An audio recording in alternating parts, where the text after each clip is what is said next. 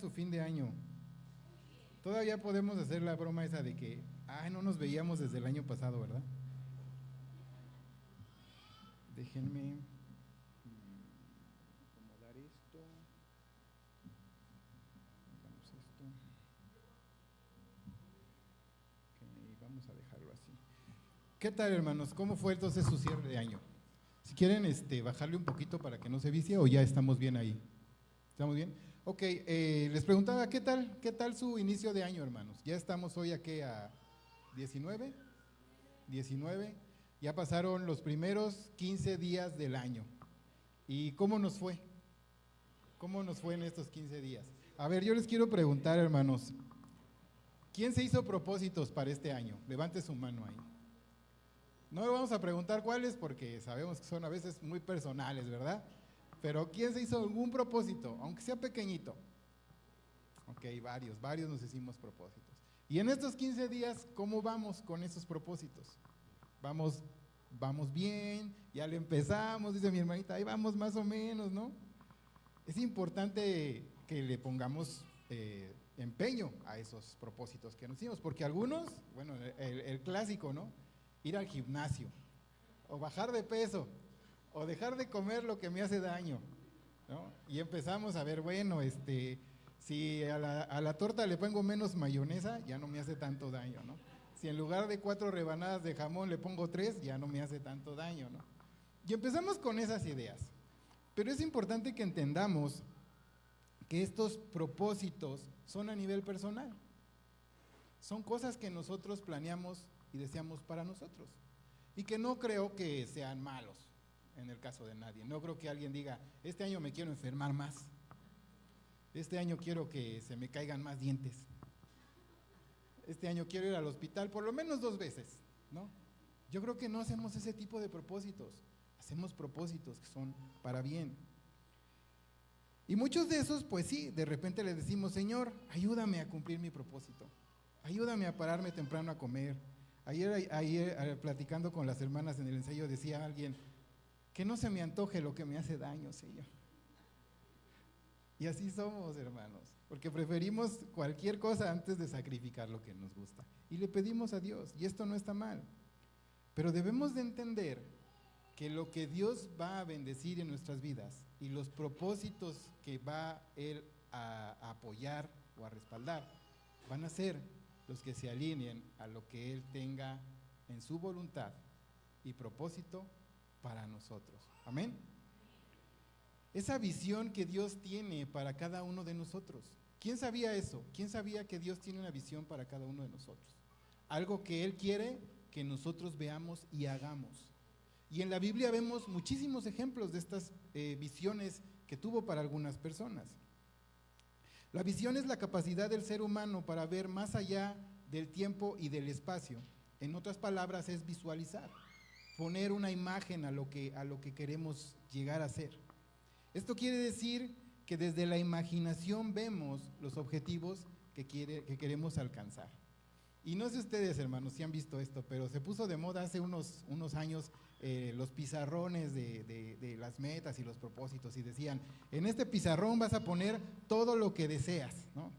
Y pones ahí la Hummer, pones ahí el BMW, ¿no? Pones ahí las tuneadas, los cuerpazos, ¿no? El dinero, las casas, y ahí lo ves, y entonces te dicen, cuando abras los ojos todos los días, lo vas a ver y entonces te vas a enfocar, y vas a decir, yo quiero la Hummer, yo quiero el BMW. Pero realmente, hermanos, ¿de qué sirve todo esto si no le preguntamos a Dios, Señor, para la visión que tienes para mí y el propósito que tienes para mí, ¿necesito una Hummer? ¿O necesito un carro que me lleve y me traiga, que no falle y que no me lo roben, ¿no? Debemos preguntarnos, más que nuestras metas, ¿cuáles son esos objetivos que perseguimos?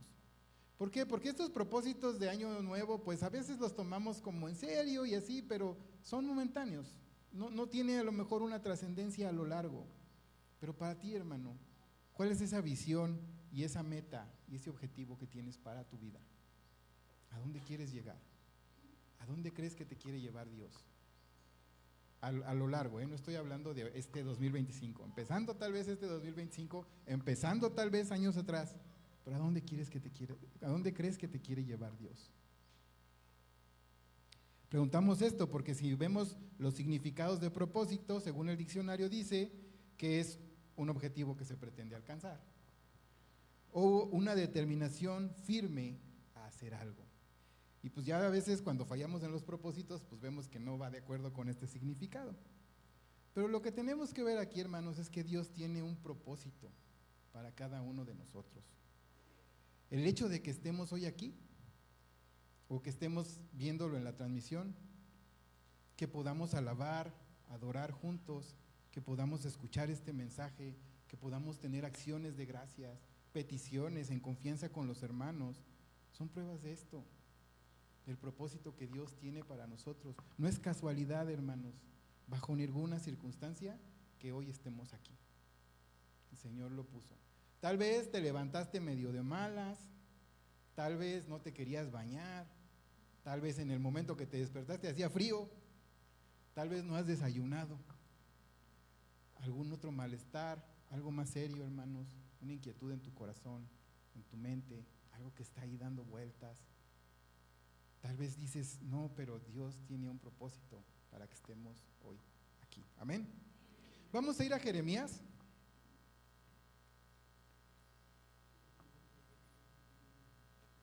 Jeremías 1.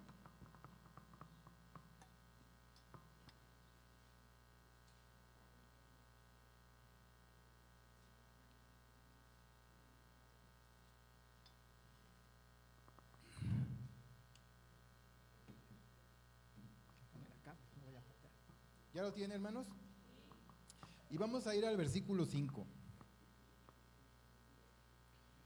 ¿Ya lo tienen todos?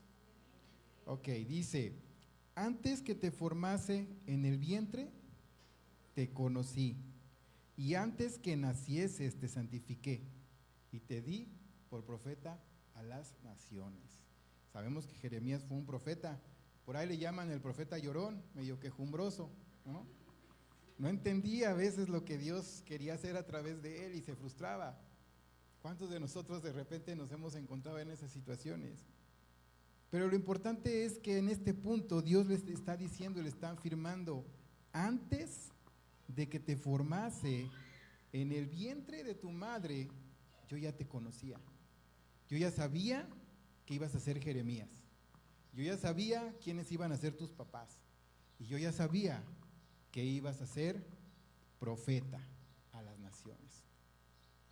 Este pasaje nos deja ver que estos propósitos son específicos y que forman parte de la visión que Dios tiene para nosotros. Y que estos vienen desde antes de que fuéramos formados en el vientre de nuestra madre.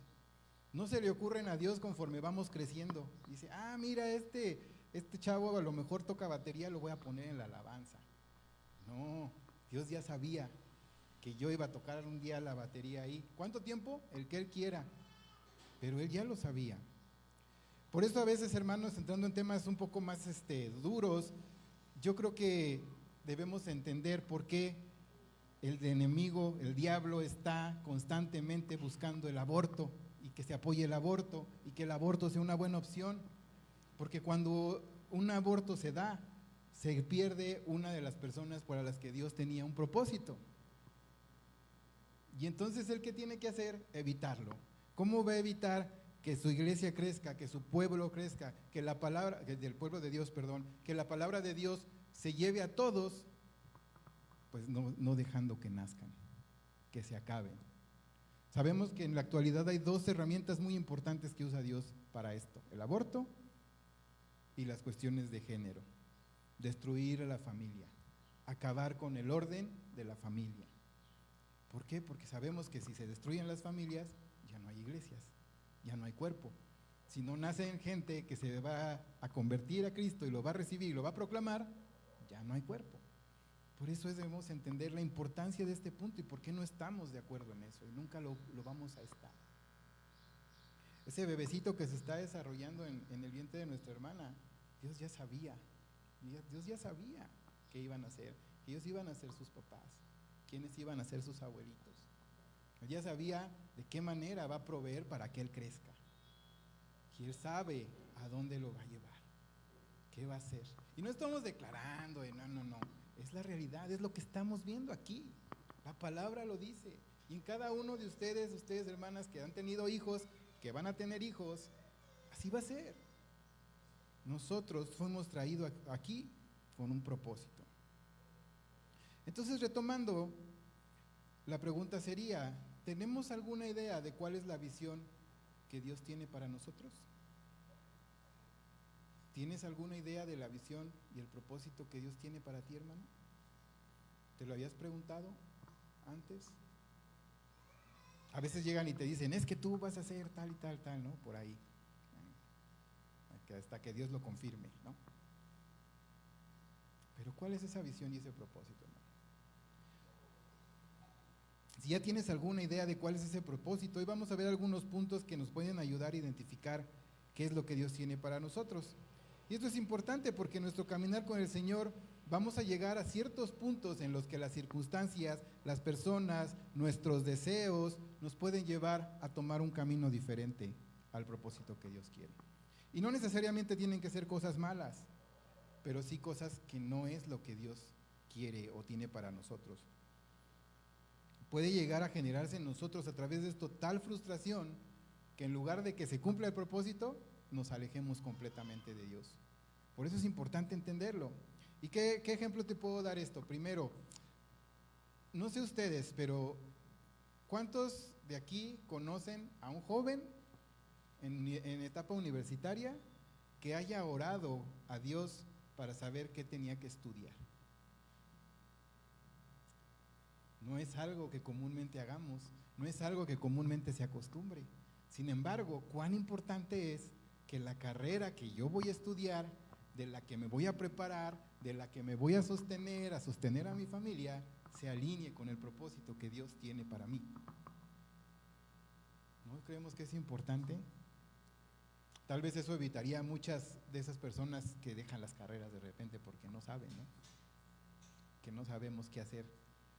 No son pedradas, hermanos. Acuérdense que yo apenas lo estoy conociendo. Pero es importante. ¿Qué voy a hacer? Hay cosas para las que inmediatamente consultamos a Dios a veces, ¿no? ¿Con quién me voy a casar, Señor? ¿No? Tiene que estar guapa. Yo creo, Señor, que es la hermana, porque el hermano, mira, está re chula, ¿no? Pero la hermana no tiene un llamado, un propósito, nada acerca de lo que tú quieres, de lo que Dios tiene para ti. Entonces es importante. Por eso tenemos que buscar que este propósito, que lo que nosotros creemos esté apegado a su palabra. El propósito de Dios tiene para nosotros siempre va a estar de acuerdo y apegado a su carácter. ¿Y cómo vamos a entender cuál es el carácter de Dios? Leyendo su palabra, teniendo comunión con Él. Ahí vemos cada mandato que Dios nos ha dado a los hombres, siempre está pegado a su carácter, el carácter de Dios. Es en la Biblia donde vemos las visiones y los propósitos que están apegados a su palabra, lo que a Él le gusta, lo que a Él le agrada, lo que Él quiere. Ahí podemos ver cuál es su carácter, qué es lo que le agrada y lo que le desagrada. Toda visión verdaderamente dada por Dios se apegará a lo que Él ha dicho en tiempos anteriores. Juan 14:26 dice, se los leo, no lo busquen, mas el Consolador, el Espíritu Santo, a quien el Padre enviará en mi nombre, Él os enseñará todas las cosas y os recordará lo que yo os he dicho. Y no está hablando nada más de recordarnos los sermones y todo, no, lo que estudiamos en su palabra, lo que vemos ahí, lo que Él hizo, la historia de su pueblo, cómo empezó el pueblo, sus peregrinares, todas las batallas, todos los pesares que pasaron, cada una de las veces que Él los liberó a través de cada uno de estos personajes que se dejaron y que buscaron cumplir con la visión y el propósito que Dios tenía para ellos. Todo esto lo podemos ver ahí. Tenemos que buscar la guía del Espíritu Santo en este proceso de descubrir y confirmar nuestro propósito. Amén. ¿Hasta aquí vamos bien? Tiene que ser adecuado a lo que Dios dice, al carácter de Dios. Otro punto importante, es individual. Este propósito que Dios tiene para nosotros es individual. Esto no quiere decir que vamos a hacer aquí, ¿cómo les dicen a los jugadores que no sueltan la la pelota individualistas o como le dicen personalistas, ¿sí? No quiere decir que vamos a ser aquí el héroe y que todo lo que vaya a hacer aquí en la iglesia y todo lo que se haga, vamos a hacer cada quien solo. No.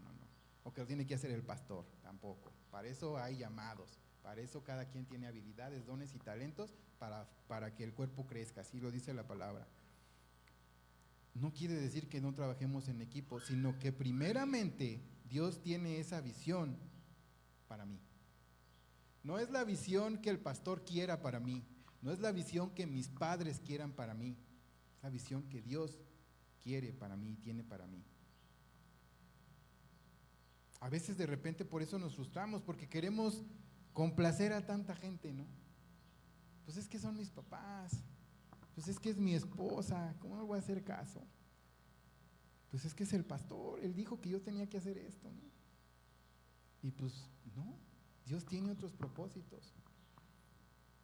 En la iglesia que yo estuve y en mi juventud, a grandes rasgos les comento este testimonio o este ejemplo, pues la generación en la que yo empecé en la iglesia se perdió.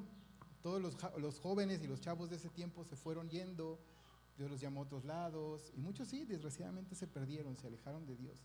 Y iban llegando jóvenes, ¿no? Más chicos, y decían, es que tú tienes que ser el líder de jóvenes.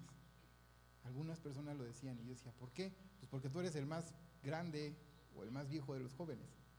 Y yo decía, pues sí, pero yo no siento que ese sea el llamado que Dios tenga para mí. No, pero pues tú tienes que ser. Y conforme iban llegando más jóvenes, la presión iba siendo más constante y más fuerte, ¿no? Y de repente eso frustra. Que yo decía, Señor, yo no quiero ni desobedecer, pero tampoco quiero hacer algo en lo que yo sé que no es lo que tú tienes para mí. Por eso tenemos que entender bien claramente este ejemplo. Y a veces luchamos con lo que Dios quiere para nosotros. A veces de repente Dios te dice, es que tú vas a ser misionero. Y dices, no. ¿Cómo crees, Señor? Yo quiero estar en mi iglesia, ahí hace falta mucha gente en mi iglesia, mucho que hacer. ¿Cómo me vas a llevar a servir en otros lados, no? Y tenemos un ejemplo clarito que yo sé que ustedes conocen. Vamos a leerlo, está en Éxodo, capítulo 3. Así es, hermanos. Moisés. Ese Moisés.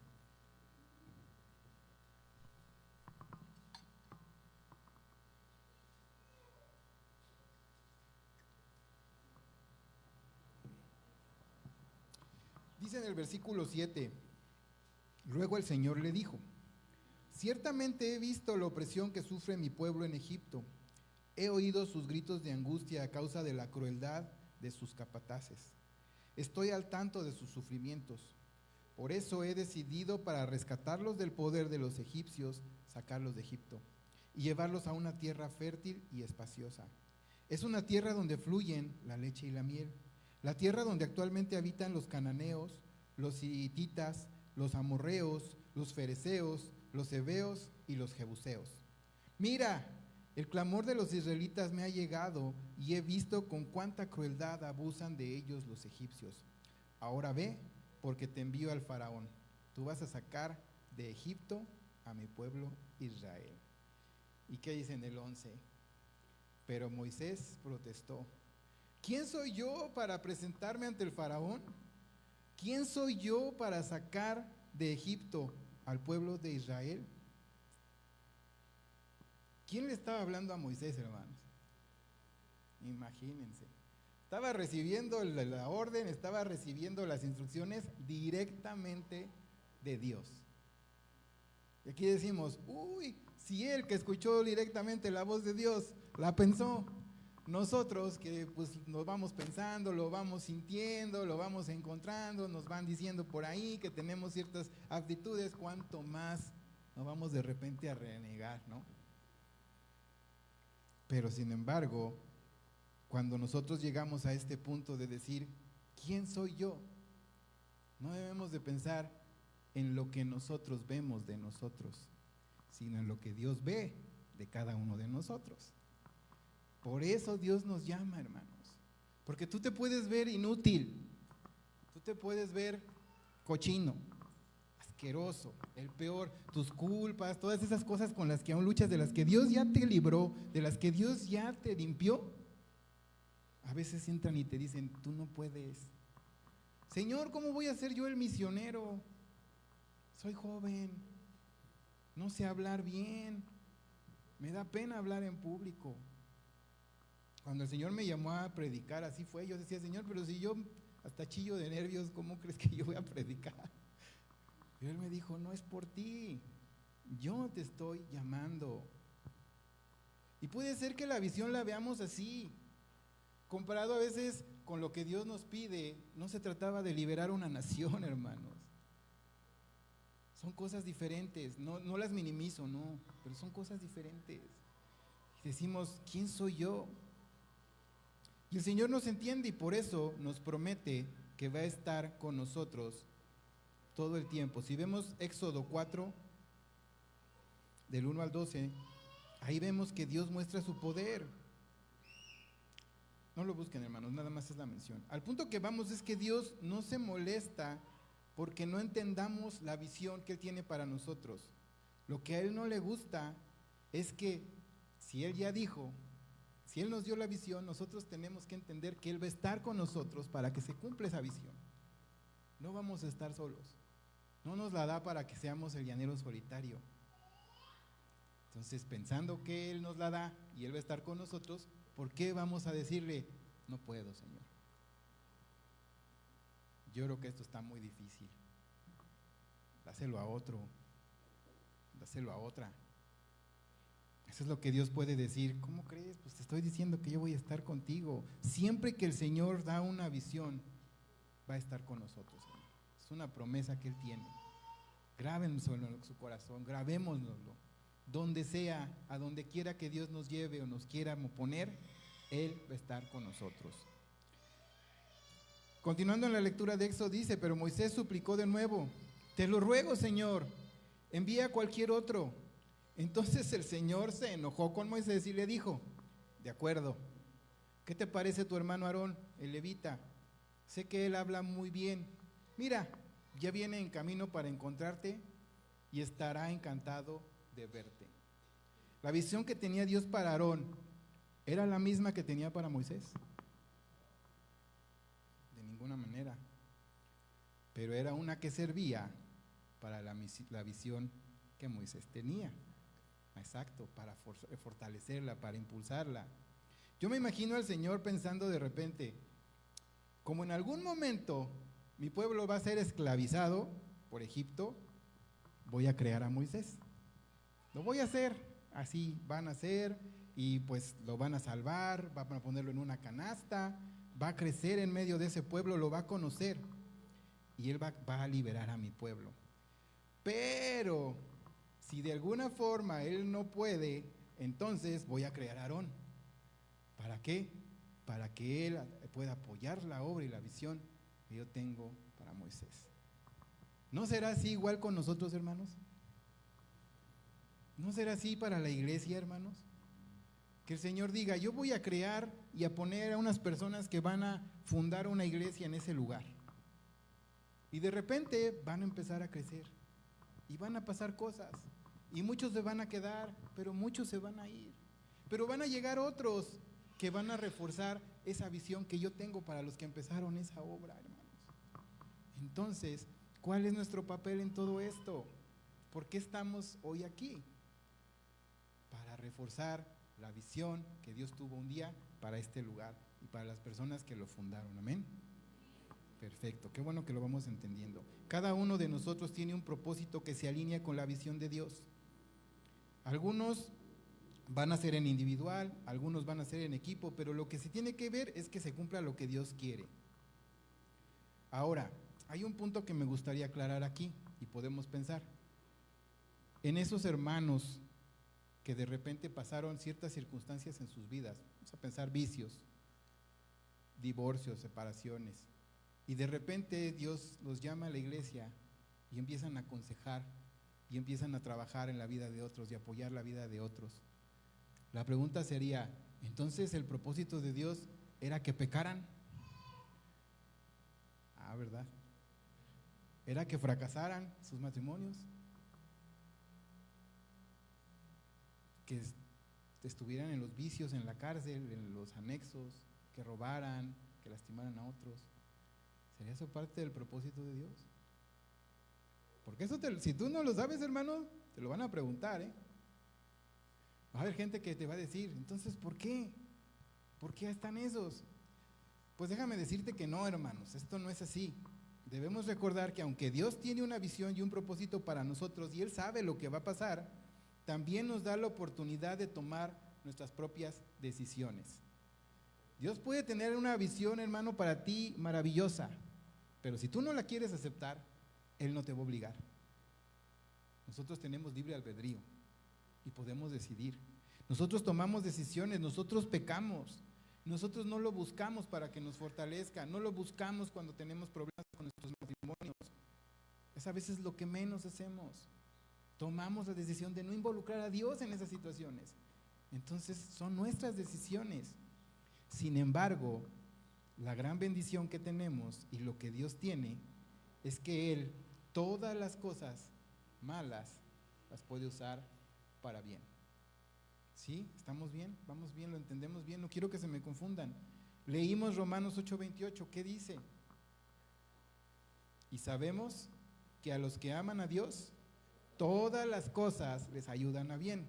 Esto es, a los que conforme a su propósito son llamados. ¿Conforme a su qué?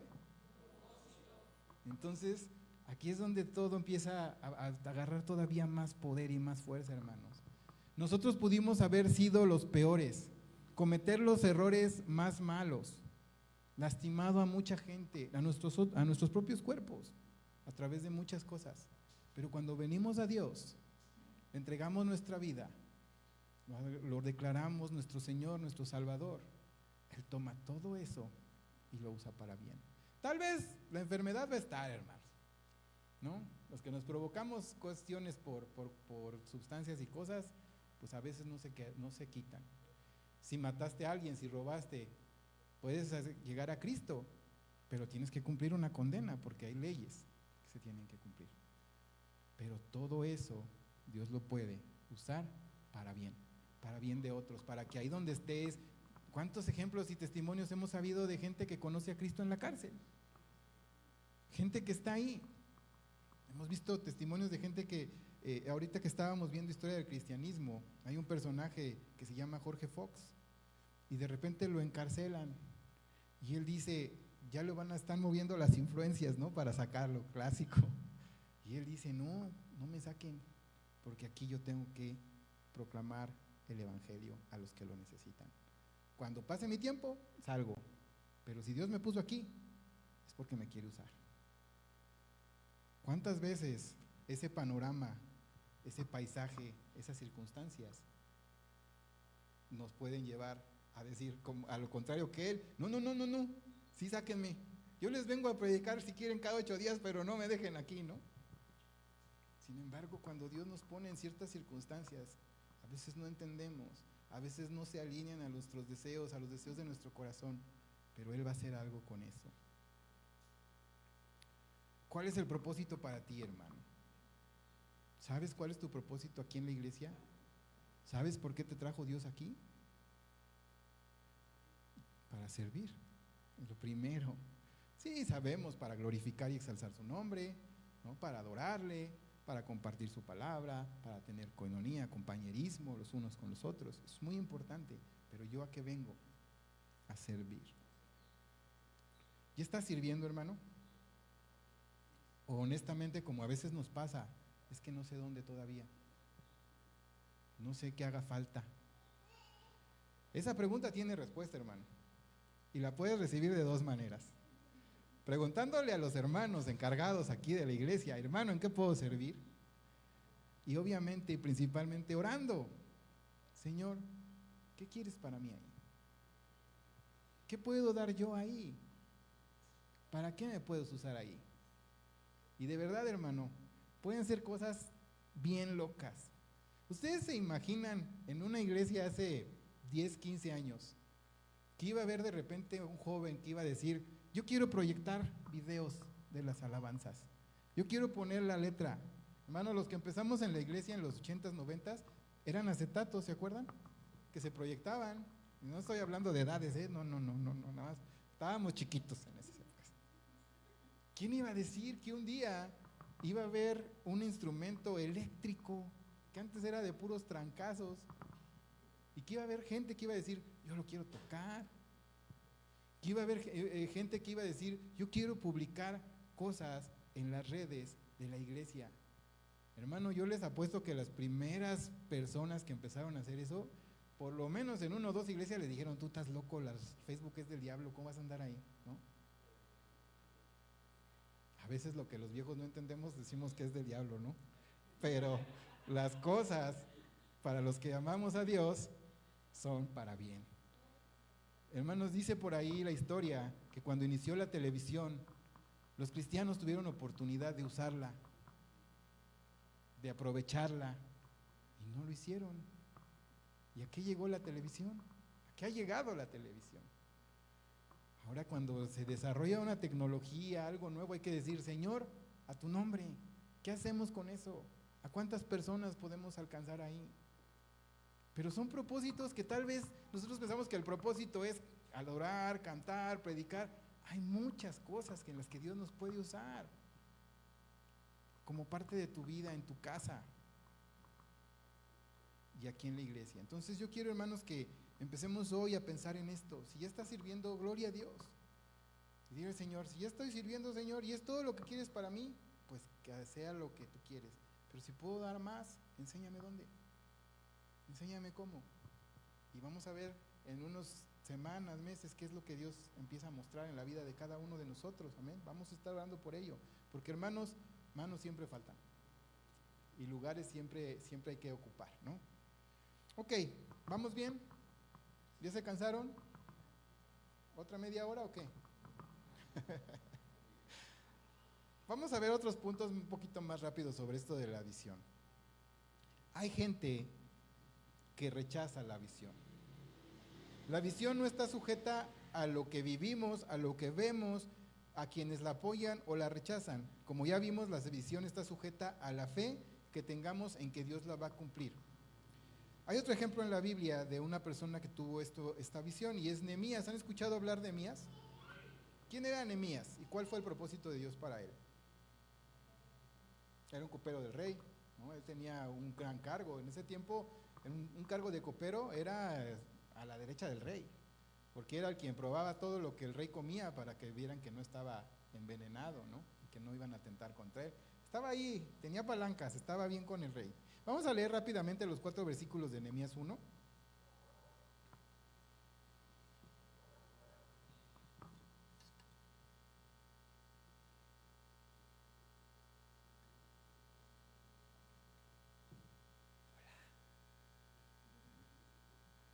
¿Ya lo tienen? Ok. ¿Alguien lo quiere leer?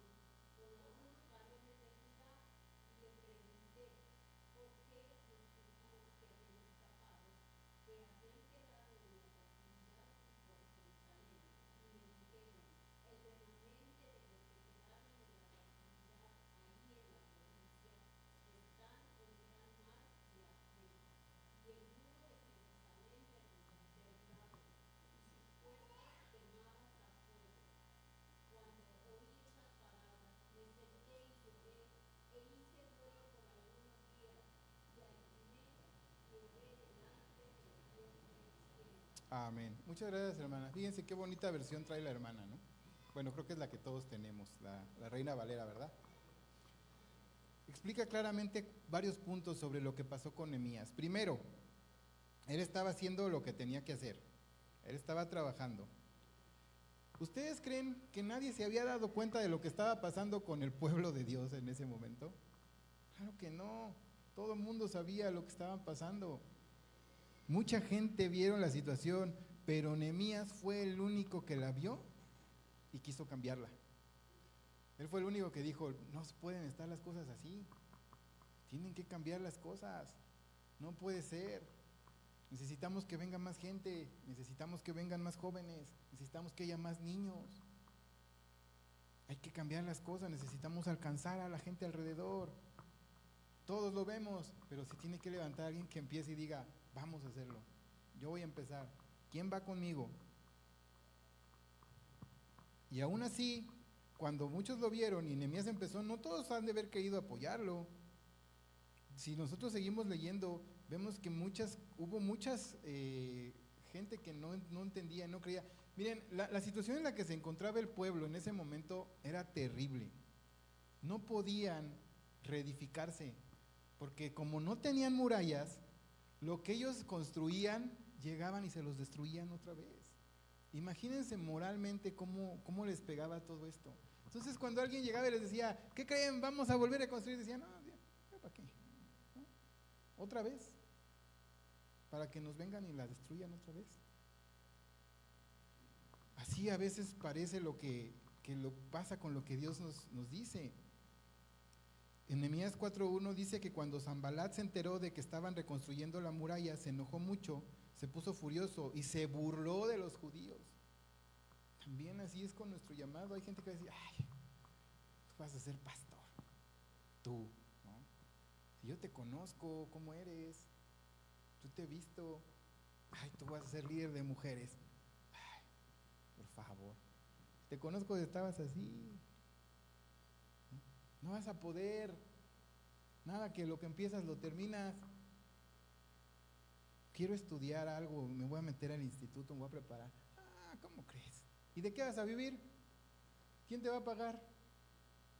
¿De qué viven los pastores? Ganan mucho dinero, ¿por qué te quieres meter de pastor? ¿No? La gente no lo entiende y se burlan. Y dice ahí que a los 52 días de comenzar la obra, en el capítulo 6:15, la muralla se terminó. Hubo oposición, hubo burla, hubo muchas cosas, pero lo que a mí me llama la atención es lo que hace Nehemías cuando él se entera de esto. Primero dice que se puso a llorar, se entristeció. Él sentía la necesidad que estaba pasando en el pueblo, su pueblo. ¿Cuántas veces nosotros empezamos a sentir esa necesidad de la gente? Dijimos, ¿cuánta falta te hace Jesús? ¿Cuánta falta le hace Jesús al mundo? Él lo sintió, él tuvo esta pasión por lo que estaba pasando. Estuvo en duelo. Fue algo que le impactó. ¿Por qué tenemos duelo nosotros, hermanos? Porque tenemos una pérdida importante. Si perdemos algo que no es importante, no hacemos duelo. Nos resignamos, decimos de lo que sigue. Pero cuando haces algo importante, una persona, un matrimonio, un buen trabajo, híjole, a veces hasta nos deprimimos. Él estaba en duelo, era algo que él adoraba, era algo auténtico, no nada más estaba como, ay, pobre mi pueblo, no. Y él dice que oró al Dios del cielo. Y hay otra parte en donde él dice que inclusive le pidió perdón a Dios a nombre del pueblo. A veces nosotros sí oramos, juzgamos, ¿no?, a los que están haciendo cosas malas según las noticias, pero cuando realmente hemos orado y le hemos dicho, Señor, perdona a tu país, perdona a tu estado, perdona a tu colonia, perdona a tu iglesia. Es una actitud de verdad de interés que él tuvo. Y bueno, dentro de todo esto también hay quien los apoya, quien apoya las visiones. Como vimos, la visión de Dios fue dada a Moisés, puso quien lo apoyara. Pero hay otro ejemplo donde también Dios usa a otras personas y dice en Números 14, entonces los 10 hombres que mandó Moisés a explorar la tierra, que por sus malos informes incitaron la rebelión contra el Señor, fueron heridos de muerte por una plaga delante del Señor. De los 12 que exploraron la tierra, solo Josué y Caleb siguieron vivos. ¿Cuál fue la diferencia de ellos de los 12? La visión, lo que ellos vieron y el reporte que dieron. Ellos llegaron y dijeron, sí está la cosa, pero sí podemos. Tenemos al mero mero con nosotros. Y eso hizo que en lugar de que murieran todos, ellos sobrevivieron. Ellos apoyaron la visión que tenía Dios para su pueblo de la tierra prometida. ellos fueron, dieron buenas noticias. Bueno, no buenas noticias, pero dijeron, no son las mejores, pero vamos a darle. A veces esas personas que no apoyan, hermanos, como estos 10 que tuvieron miedo, no van a ver el propósito de Dios cumplido. Se van a quedar en el camino. En todas las iglesias, otras que yo conozco, hay gente que de todo se queja, que de todo reniega, a todo le pone pero. A veces son buenos porque son los que nos hacen que nos esforcemos y trabajemos y le echemos más ganas, ¿no? A veces pienso que Dios los pone ahí para pulirnos. Pero a veces ellos no ven la visión de Dios cumplirse. No ven que Dios levante las iglesias, que cambie los ministerios, que levante líderes, que haga cosas, porque no lo apoyan. No tiene, hasta que yo creo que Dios va a decir, pues tú qué, ¿no? ¿Tú para qué? Te di la oportunidad, estuviste ahí y no lo quisiste ver. Pero lo importante es estar del lado de los que sí están cumpliendo, de los que estamos apoyando. Ya para ir cerrando vamos a ver lo que dice Hechos 1, versículo 8. También es gran conocido y dice, pero recibirán poder cuando el Espíritu Santo descienda sobre ustedes y serán mis testigos y le hablarán a la gente acerca de mí en todas partes, en Jerusalén, por toda Judea, en Samaria y hasta los lugares más lejanos de la tierra. Perdón, hermanos, estoy usando los pasajes de la Nueva Traducción Viviente para que, por si están medio parafraseados diferentes, pero vemos, el punto es el mismo de lo que estamos viendo. Si contamos con el favor de Dios, no provoquemos su enojo al decir, no sé si lo puedo hacer, Señor, como lo hizo Moisés. Si sabemos que Dios nos está llamando y nos puso aquí, no hagamos, utilizando el ejemplo, que Dios de repente se enoje y diga, oye, te estoy dando la visión, te estoy dando la oportunidad. No tengamos miedo. Y cuando sabemos la visión, Dios no se puede hacer otra cosa, perdón, no podemos hacer más que otra cosa que adorarle a Dios, porque Él nos está dando esa oportunidad, ese tesoro, esa joya. Dice el Salmo 33:11, pero los planes del Señor se mantienen firmes para siempre. Sus propósitos nunca serán frustrados. Entonces, ¿qué aprendimos hoy sobre la visión personal? Primero, tiene que estar apegada al carácter y la voluntad de Dios. Segundo, es individual. Ya vamos a ver las que tienen que ver con otras cosas. Vamos a seguir hablando sobre este tema. La tercera, va a haber quienes lo van a rechazar, quienes se van a oponer. Y la cuarta, va a haber otros, para la gloria de Dios, que sí la van a apoyar. Amén. Vimos, hermanos, ya para finalizar, que nosotros no somos accidentes, que Dios nos creó y nos conocía desde antes del vientre de nuestra madre. No importa, hermano, que te lo hayan hecho sentir o saber o no, si fuiste planeado o no. Eso no importa para Dios. Dios nos puso, Dios nos trajo. No importan las circunstancias que hasta hoy hayamos vivido, hermanos, en cuestiones tristes, en cuestiones negativas. No importa si fuimos los peores desde nuestra forma de ver. Lo que importa es lo que Dios puede hacer en nosotros y a través de nosotros. Y lo único que se necesita para eso es estar en comunión con Él.